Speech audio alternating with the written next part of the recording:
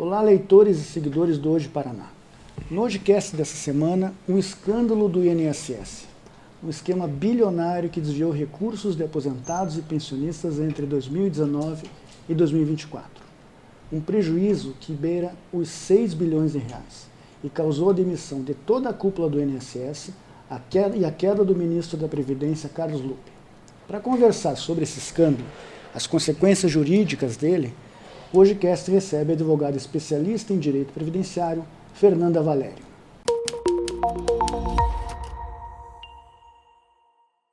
Doutora Fernanda, começamos por onde? Um golpe de 6 bilhões de reais nas pessoas que menos merecem, se é que a gente pode dizer que alguém merece um golpe, ser lesado nesse país.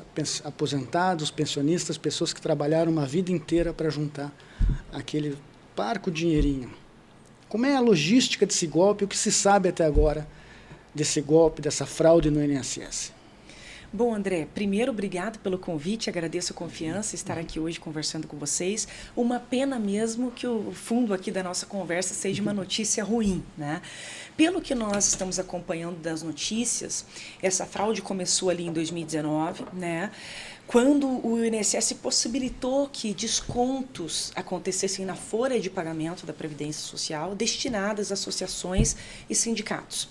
Esse tipo de desconto já acontecia, por exemplo, para fins de pensão de alimentos, para fins de empréstimos consignados, mas em 2019 houve a possibilidade de que essas associações e sindicatos também fizessem o desconto da sua contribuição mediante autorização do segurado na folha de pagamento da Previdência. Talvez aí, com essa possibilidade, algumas pessoas mal intencionadas viram uma porta, né, uma oportunidade de, aos pouquinhos, aplicarem esse golpe e chegarem nesse número que nós estamos percebendo, que beira 6 bilhões, e talvez ainda nós tenhamos um valor maior, né, considerando a possibilidade do ajuizamento de algumas demandas para resolver essa situação. Realmente, em muitas camadas, isso é preocupante, em relação à proteção dos dados desses segurados, em relação à reputação institucional da Previdência, do Ministério da Previdência, da Presidência do Brasil. Então, isso é algo muito preocupante, né? Acho que vem como de fato, assim, uma bomba para os segurados e para todas as pessoas que acreditam no sistema de previdência brasileiro. O seu escritório, doutora, já está atuando em alguma causa já por conta dessa fraude? Nós não temos nenhuma demanda ajuizada, né, porque alguns valores que nós podemos verificar são pequenos, então possivelmente as demandas que se forem ajuizadas, vão tramitar no Juizado Especial Federal, que é um espaço da justiça que vai cuidar das demandas de pequeno porte, né? São aquelas ações cujo valor da causa é menor do que 60 salários mínimos, e pelo limite que esse desconto poderia acontecer, ele vai tramitar no juizado. Mas, pelo que a gente pôde identificar das pessoas que foram lesadas, nós fazemos primeiro um requerimento administrativo para mostrar o interesse de agir. Então, a gente faz uma notificação extrajudicial à instituição e também ao INSS, porque consideramos ele corresponsável, né? E pedimos a devolução. Vamos aguardar aí alguns dias para saber o que essa instituição vai responder. Mas eu já tive um episódio que foi em 2023, na verdade, uma pessoa que ajudou uma senhora que havia sofrido um golpe, ela foi sequestrada e teve que fazer um empréstimo, enfim, e pediu uma ajuda para um vizinho, que era uma pessoa muito boa e era cliente do meu escritório. E esse senhor, ele me ligou e falou: Fernando, olha, eu estou atendendo aqui uma vizinha, que ela foi sequestrada, acabou fazendo um empréstimo de 30 mil reais, enfim, mas eu notei nos documentos dela que também tinha um desconto para uma associação dos aposentados brasileiros. E ela nunca autorizou isso, era um valor de 70 reais na época. E ele falou: você pode me ajudar nesse contexto, porque o nosso escritório só atua no previdenciário. Eu falei: realmente, no criminal não consigo te ajudar. Indiquei um colega da minha confiança e falei: mas eu posso mandar uma notificação. Mandei uma notificação extrajudicial para essa instituição, a sede era lá em Fortaleza, e eles, em poucas semanas, fizeram a devolução do dinheiro e pararam de fazer esse desconto para aquela senhora. Então, o que nós estamos verificando hoje é que, pelo menos o que eu tive acesso, né, da minha vivência, é um volume muito baixo em relação a todo o contexto, é que os golpes foram aplicados em valores pequenos, né, para muitas pessoas. Né, que você nem nota muitas vezes A que foi pessoa não debitado na nota, tua conta. ela não repara que há aquele desconto, porque muitas vezes a pessoa já tem um consignado, ela sabe que aquele valor não vem cheio, ela tem o desconto do imposto de renda, ela tem vários descontos no benefício. Então ela fala, caiu aquele valor ali e aquilo mesmo. Né? Ela não tem o costume de acessar o aplicativo ou mesmo o banco e verificar qual que é o valor. E está aí o sucesso do golpe, né? Dessa vez. O desconhecimento. O valor, não quiseram, né, pegar um valor imenso, como sempre fazem, e foram de pouquinho em pouquinho. E chegaram a 6 bilhões. 6 bilhões. No ano passado, foi publicada a Instrução Normativa 162, em março, 14 de março do ano passado. Foi uma instrução normativa, uma norma interna do INSS, que foi assinada pelo Stefanuto, né, o presidente à época do INSS. E essa instrução normativa, ela regulamentava esse tipo de desconto. Quando nós vamos ler essa instrução hoje, talvez nós até percebamos que o INSS queria ali se desvencilhar de algumas questões, porque em algum momento dessa IN tem lá dizendo o INSS não é responsável por nenhuma fraude, não tenho esse termo, mas por qualquer questão ali que esteja errada.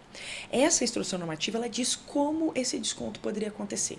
Ela fala, por exemplo, que essa instituição, essa associação, esse sindicato, para fazer esse tipo de desconto em folha, ela precisaria assinar um acordo de cooperação técnica com o INSS e também um contrato com a Dataprev, que é a empresa que administra os dados dos segurados e do INSS. Então, para fazer esse acordo, essa empresa ela tinha que mostrar vários requisitos. Por exemplo, que aquele CNPJ tinha mais de 3 anos. Que ela tinha uma estrutura que entregava benefícios para os segurados. Então, ela tinha lá um auxílio funeral, ela buscava convênios, benefícios para os seus sindicalizados, para os seus associados. Ela tinha que mostrar que ela existia. Mas isso foi assinado no ano passado. A fraude começou em 2019. Talvez o INSS já estivesse tentando, né, organizar as coisas. E ela ainda dizia que para que esse desconto acontecesse, ele deveria ser apenas sobre a pensão por morte e sobre a aposentadoria. Então, ele não caberia sobre benefício por incapacidade, salário maternidade, auxílio doença, auxílio reclusão, apenas sobre as aposentadorias e pensão por morte. E se a pessoa recebesse mais de um benefício, só caberia aplicação em um dos benefícios. E também esse desconto só poderia acontecer no limite de 1% do teto da Previdência vigente. Hoje é aproximadamente R$ 81 era o limite desse desconto. Se esse sindicato, essa associação, que precisasse descontar mais, ele estaria limitado a descontar 81 na folha e descontava o restante de outra maneira. Para que esse desconto acontecesse, o segurado precisaria assinar um formulário e também colocar sua digital.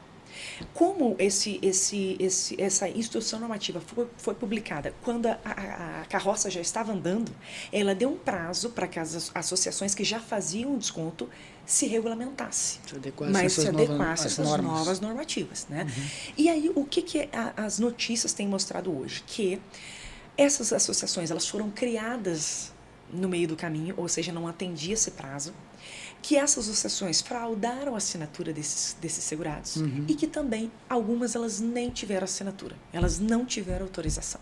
Elas simplesmente criaram de alguma maneira esse desconto. E aí, por isso que alguns servidores foram responsabilizados, foram presos, né, foram afastados das suas atividades, porque o servidor público ele responde para além do que um cidadão comum responde. Ele responde por improbidade administrativa.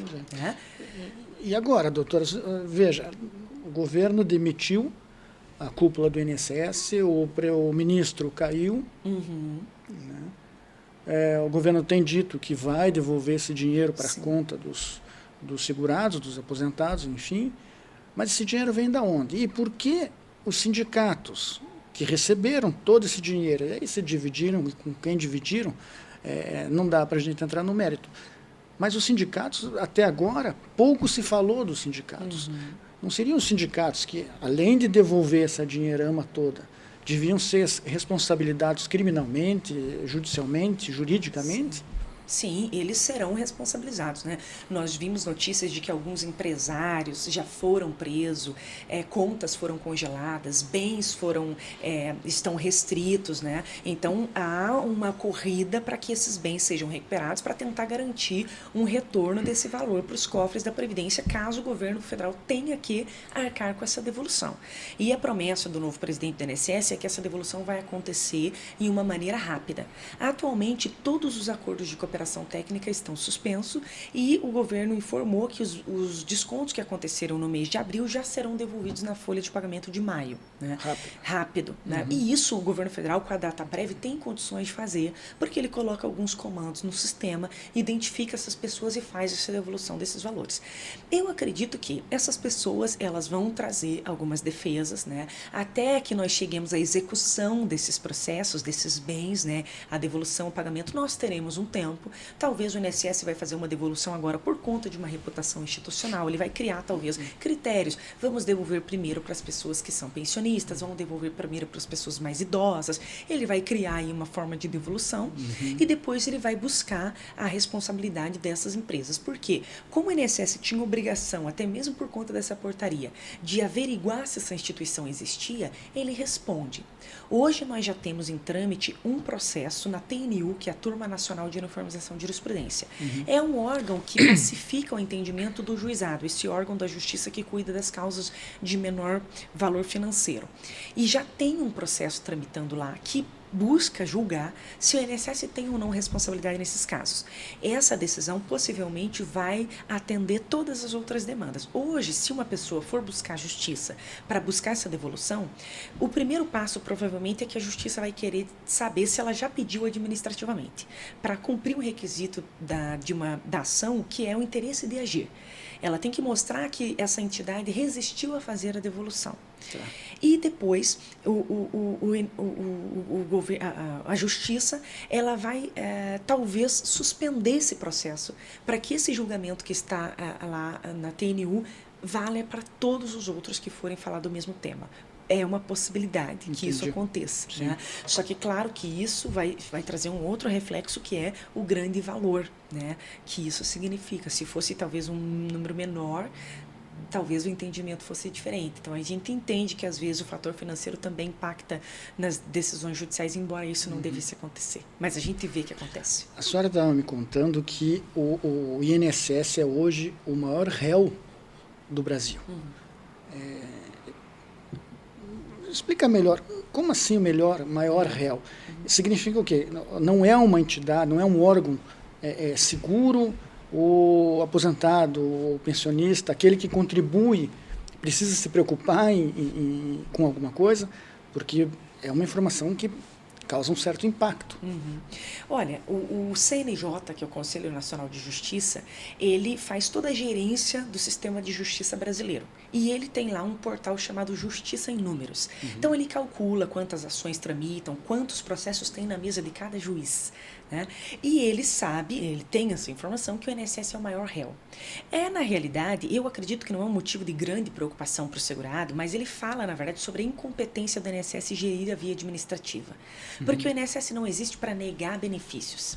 Ele existe para gerenciar quem ganha o quê. Você vai lá pedir a sua aposentadoria, cumprir os requisitos e ele paga para você. Ele diz, a partir de agora você está aposentado. Né? Ele não existe para negar benefício, ele existe só para distribuir esses benefícios. Mas ele, infelizmente, tem hoje muitos clientes, ele tem muitas pessoas pedindo. E ao longo dos anos, com a reforma da Previdência, com várias notícias sobre a Previdência, as pessoas vão e demandam mais e mais processos. Os próprios servidores do INSS se aposentaram e não tivemos novos concursos públicos. Nós tivemos a digitalização do INSS, então hoje qualquer requerimento que você faça no aplicativo vira um processo. Com poucos servidores para resolver tudo isso, e com a demora, essas pessoas vão à justiça. Muitas vezes o resultado daquela demanda é porque o INSS ainda não respondeu. A administração pública tem o dever de resposta em 30 dias, prorrogável por mais 30. Quando o INSS não responde 60 dias, a pessoa pode ajuizar um mandado de segurança, que é um remédio constitucional baseado no direito de resposta. Então, muitas vezes, a ação só significa que o INSS demorou para responder. Claro que muitas vezes ele erra. A gente tem lá, olha, beleza, sentença de procedência. Significou que o processo demorou 10 anos, mas no final eu tinha razão, o meu cliente tinha razão. E é um reconhecimento tardio do direito dele. Às vezes ele morreu, ele vai receber um valor que ele poderia ter recebido ao longo de muitos anos. Ele vai receber com uma correção que não é a mesma correção do poder aquisitivo da moeda. Ele vai ter vários prejuízos, né, durante muitos anos. Mas não significa dizer que há uma necessidade de desconfiança do INSS, né? Ele tem muitas fontes de arrecadação, ele tem muitas ferramentas para gerenciar todo esse volume de trabalho. Mas eu, particularmente, por exemplo, entendo, trazendo aqui uma crítica, que nós poderíamos ter mais concurso público. Se nós tivéssemos mais servidores analisando, nós teríamos servidores com mais tranquilidade. Hoje o servidor tem um número enorme de processos para despachar. O que ele faz às vezes? Ele não quer conceder, ele quer finalizar o processo. Sim. Seja pelo sim ou pelo não. Então, e aí a justiça acaba, alguns juízes já falaram assim, se transformando uma extensão do balcão do INSS. Portanto, quando nós fazemos uma demanda, nós sempre olhamos assim o processo. Será que todos os documentos que eu estou trazendo para a justiça eu já apresentei para o INSS? Porque se eu apresentar um documento novo no judiciário, o judiciário vai falar, volte lá e apresente. E dê a chance do INSS entregar o teu direito. Só que, infelizmente, o INSS não tem condições de responder a tudo isso em tempo. Né? Em tempo. Então, nós tivemos assim, a reforma da Previdência, ela causou aquela loucura. As pessoas iam assim, desesperadas, pedir a sua aposentadoria, porque elas entendiam que o fato de pedir garantia o direito e não garantia. A pessoa, se ela já tivesse o direito, mas não tivesse feito o requerimento, ela não ia perder nada. Porque existe a proteção na Constituição do direito adquirido. Tanto que quando você vai analisar a cópia do processo lá de aposentadoria, você vai ver que tem um cálculo lá em 99, tem um cálculo no dia que você pede, e tem um cálculo em 2019, todas as épocas das mudanças da lei, é realizado um cálculo para verificar se você já tinha direito adquirido àquela lei. Se você tinha direito adquirido e ele é mais vantajoso do que a lei atual, o teu direito vai ser concedido com base naquela lei. Então, são muitos complexos os procedimentos que o INSS tem que analisar. Há um volume enorme de requerimentos todo dia demandado. O INSS entrega bastante, mas ele também erra bastante. E também eu acredito que há uma instigação à litigância. As pessoas falam muito das revisões. Vamos fazer uma revisão. A pessoa fala assim, vou pedir uma revisão. E ela pede uma revisão. Ela tem o direito de pedir. O INSS recebe aquele pedido e, independente de a pessoa ter direito ou não, ela tem o direito de pedir. O INSS pode falar assim, olha, você perdeu o seu prazo para pedir há 10 anos, mas o INSS é obrigado a receber o pedido, protocolar o pedido e responder a ele, você perdeu o prazo. Então, isso tudo cria volume de processo. Claro, né? É uma questão de gerência de processos. Doutora, até para que o segurado do INSS que acompanha a gente fique tranquilo, não existe nenhuma maneira, né, do benefício ser suspenso enquanto se investiga esse caso. Não. Isso de maneira nenhuma, porque o segurado hoje é a pessoa lesada com essa fraude, né? Mas não há esse risco, porque ele é a pessoa que precisa ser mais prevenida, defendida, né, agora nesse momento, protegida nesse momento. O governo federal, ele informou, né, através do INSS, que ele vai fazer o quanto antes, na própria conta do benefício, a devolução dos valores. Né?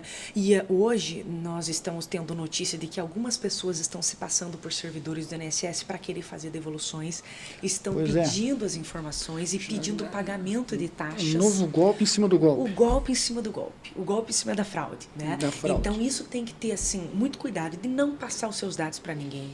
O INSS não vai entrar em contato para pedir taxa, pagamento de taxas, não, ele não vai pedir. O processo administrativo do INSS é totalmente gratuito, nem no INSS, nem na via judicial. Sempre que for ter que pagar algo para o advogado, entre em contato e vá ao escritório do advogado. Né? Confia na pessoa do advogado, não passa dados via WhatsApp, cópia de documentos, não autorize nada. Né? Ele também hoje pode usar as ferramentas do próprio aplicativo. Para saber se ele foi fraudado, ele pode baixar o extrato da vida inteira dele no meu INSS, ele vai olhar, né, ali por mês a mês, vai ter um trabalhinho ali para identificar isso, mas ele pode colocar na barra de pesquisas também e olhar, mas faz parte, né, de descobrir se houve a lesão ou não. E ele também pode bloquear esse tipo de desconto. Ele pode escrever assim na barra de pesquisa, mensalidade. e aí vai aparecer ali bloquear a mensalidade. Porque a gente fala muito do INSS, o que faz, o que não faz, o que erra e o que acerta, mas tem a outra ponta, que é o pensionista, o aposentado, né, o segurado.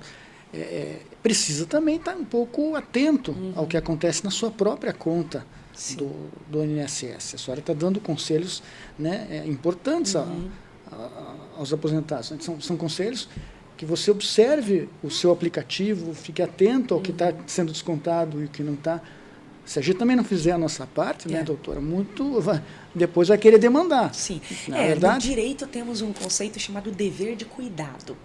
É um dever de cuidado quando você anda na rua à noite, né? Você não vai em determinadas ruas, você não vai em determinados horários, você não vai portando o celular, enfim, você tem um dever de cuidado, né? Isso nós temos com todos os nossos dados, com as nossas contas e tudo mais. Mas também existe a boa-fé, né? Então nós temos a credibilidade no governo federal naquilo que caiu. Só que agora que essas notícias estão se espalhando, é interessante que as pessoas, né, analisem os seus dados, a conta, tudo. Às vezes vai verificar que houve até outras fraudes. Essa que chegou em conhecimento agora, mas nós sabemos que existem instituições bancárias que estão fazendo empréstimos não autorizados, pessoas que fraudam e a criatividade ela parece que não se consome nesses meios e infelizmente a pessoa ela também tem pouca informação, sabe?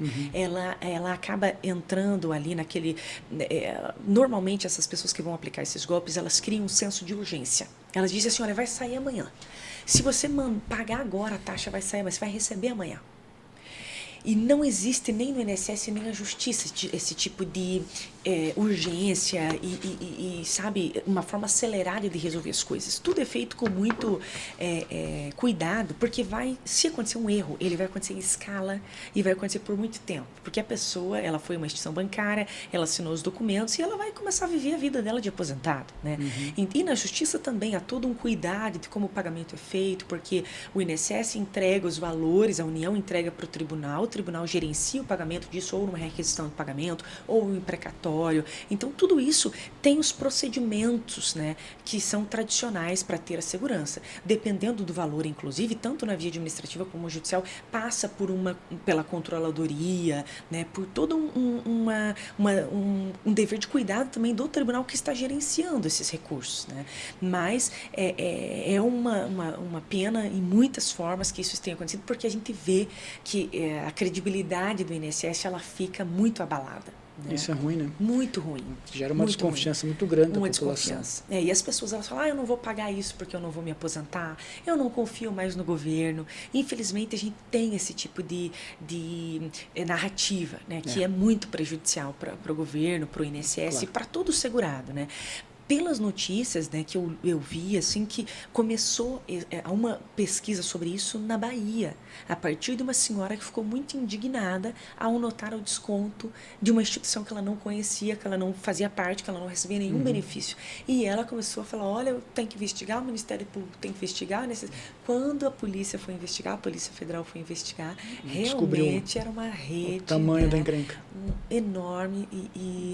E assim, eu me penitencio assim com essa situação, porque eu falo, quando o valor é muito pequeno, eu não vou ajuizar uma demanda, porque eu acompanho a justiça em números, e eu falo, poxa, o processo vai demorar, né? A gente conhece os juízes, os colegas advogados, a gente não fala assim, olha, eu vou ajuizar por ajuizar. A gente tem também o cuidado no ajuizamento das demandas, porque eu vou ter mais trabalho no escritório, eu quero cuidar de cada ação com zelo, eu quero que o sucesso da demanda aconteça. Isso depende da minha entrega no dia a dia em cada processo. Se eu tiver um volume enorme, eu não consigo entregar a mesma qualidade, né? Então tudo isso causa também uma esperança na pessoa. Ela fala, eu espero ganhar, eu vou ganhar o processo depois de muitos anos e tal. Então são muitas camadas ali do que a gente trabalha. Só que ao mesmo tempo eu falo, essa instituição ela não pode sair impune. Essas pessoas precisam devolver esses valores, mesmo que seja um valor pequeno para alguns. Então a gente, assim, tem que buscar, eu acredito que as pessoas têm que buscar, tem que fazer o boletim de ocorrência, buscar o canal da Polícia Federal que foi criado, né? bloquear esse tipo de desconto no seu próprio aplicativo e fazer o requerimento da devolução na via administrativa. Mandar hoje uma notificação extrajudicial para essa instituição e também para a INSS. O INSS também criou um e-mail, só que eu acho que isso, assim, eles não vão ter condições de gerenciar. Eu não sei, assim, e-mail, eu acho que, a não ser que eles tenham criado um robô, alguma solução de inteligência artificial para receber isso, eu acho meio complexo eles gerenciarem, sabe? Então, mas eu acho que o governo federal tem condições de fazer, através do nome da cooperativa, ele tem condições de devolver com ferramentas de inteligência artificial. Eu acredito que eles vão, em pouco tempo, fazer essa devolução. Talvez o INSS vá pagar agora como responsável, corresponsável, e depois ele vai buscar uma ação regressiva contra essas instituições, que também terão seu direito de defesa, né? O devido processo legal vai acontecer também, essas pessoas vão se defender, porque pode acontecer, por exemplo, de pessoas da laranja que estiverem envolvidas nisso. Não me parece o caso, mas pode acontecer, né? Parece agora que todas as pessoas que estiveram envolvidas, elas estavam conscientes disso. Mas tem muitas coisas que podem ter acontecido, por isso o devido processo legal vai acontecer. Mas a Polícia Federal tem muitas ferramentas e é competente em absoluto para resolver isso, né? A gente está ouvindo falar também da instauração de uma CPMI, mas eu não sei se isso vai ser efetivo. Acho que a Polícia Federal vai encontrar a solução antes de que isso se resolva. O fato, doutora, é que é uma fraude que se atravessou vários governos. A gente tem que lembrar. Sim, exato. Não é privilégio deste ou daquele governo. Vários passaram por ela, nada foi feito e agora estourou. E provavelmente nós vamos descobrir muita coisa de governos até passados, né, nessas investigações. Doutora, obrigado pela sua presença. Eu que agradeço. Acho que a conversa foi muito boa, muito esclarecedora. Acho que os nossos leitores, os nossos telespectadores, ouvintes do Spotify vão gostar bastante. Obrigado mais uma vez por ter comparecido e vamos conversar outras vezes sobre outros assuntos. Com certeza, eu fico à disposição, para mim foi uma honra. Espero, né, que as pessoas que foram lesadas, elas consigam a devolução e tenham sucesso nas demandas que elas enfrentarem, seja na via administrativa ou perante o judiciário. Em alguma medida, também você está colaborando aqui, trazendo a informação também, então parabenizo também pelo canal e por nos oportunizar essa conversa. Obrigado. Até semana que vem, pessoal.